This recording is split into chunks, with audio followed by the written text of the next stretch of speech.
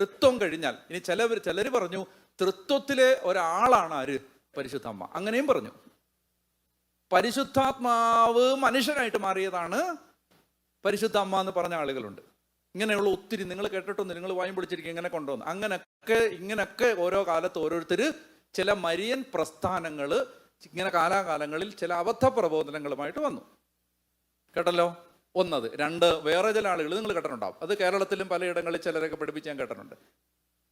പഴയ നിയമത്തിൽ പറഞ്ഞിരിക്കുന്ന ജ്ഞാനമാണ് പരിശുദ്ധ അമ്മ. ഇത് നിങ്ങൾ കേട്ടിട്ടുണ്ടാവും. അതും തെറ്റാണ്. ജ്ഞാനം പെർസോണിഫൈഡ് ആണ് പരിശുദ്ധ അമ്മ. ഈ ജ്ഞാനം സൃഷ്ടിയിൽ ദൈവത്തിന്റെ കൂടെ ഉണ്ടായിരുന്നു. ആ ജ്ഞാനമാണ് എല്ലാത്തിനെയും സൃഷ്ടിച്ചത് എന്നൊക്കെ ജ്ഞാനത്തിന്റെ ഗ്രന്ഥങ്ങളിൽ, പ്രഭാഷകനിലും അതുപോലെ തന്നെ ജ്ഞാനത്തിന്റെ ഗ്രന്ഥങ്ങളിലും പറയുന്ന ജ്ഞാനം, സ്ത്രീയോട് ഉപമിക്കുന്ന ജ്ഞാനത്തെ പരിശുദ്ധ അമ്മയായിട്ട് കണ്ടിട്ട് പ്രബോധിപ്പിച്ച ഒരു പ്രബോധനമുണ്ട്. അതും തെറ്റാണ്. നമ്മളെ രക്ഷിച്ചത് യേശുവാണ്. അതിനകത്ത് വേറെ ആർക്കും ഒരു റോളുമില്ല. രക്ഷയിൽ സഹകരിച്ചവരുണ്ട്, പക്ഷെ രക്ഷയുടെ സമ്പൂർണ്ണ അവകാശം ആർക്കാണ്?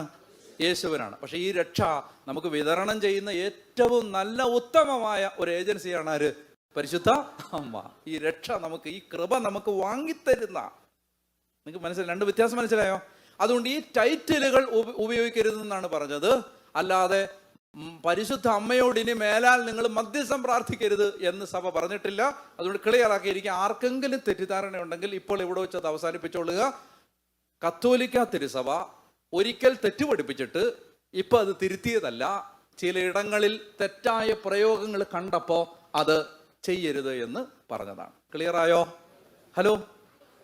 അതായത് കത്തോലിക്ക തിരുസഭ ലോകത്ത് എന്തെല്ലാം കാര്യങ്ങൾ പഠിപ്പിച്ചപ്പോഴും ഉണ്ടാകാത്ത ഒരു മാധ്യമ ശ്രദ്ധ എന്തുകൊണ്ട് ഇതിനുണ്ടായെന്ന് ചോദിച്ചാൽ സാത്താൻ അറിയാം, ഒരു കലക്കം ഉണ്ടാക്കാൻ പറ്റിയ സാധനമാണ് ഇത്.